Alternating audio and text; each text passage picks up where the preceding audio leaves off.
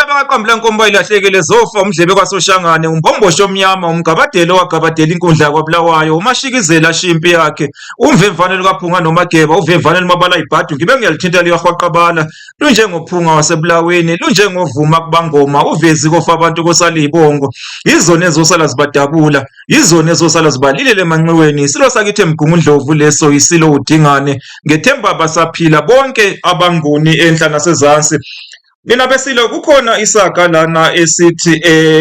ukungagqizi iqakala nina beqhawe uma kuthiwa umuntu into akayigqize iqakala kusuke kushiwo ukuthi akanandaba nayo nina bezulu eliphezulu nina besilo isibonelo nje uma kuthiwa umfo kaSiphecelengwana ukukhala kwengane yakhe kabuhlungu akazange akugqize iqakala okusho ukuthi akazange akunake